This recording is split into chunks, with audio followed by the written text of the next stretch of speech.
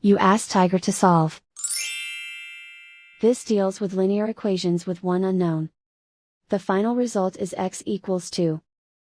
Let's solve it step by step. Simplify the expression.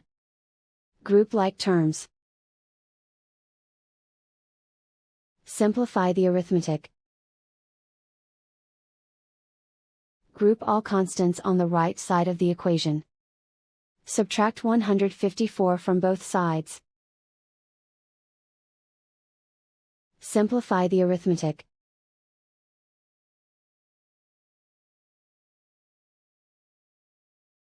Isolate the x. Divide both sides by 13. Simplify the fraction. Find the greatest common factor of the numerator and denominator.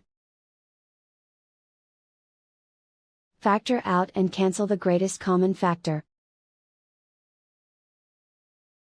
And so the final result is x equals 2.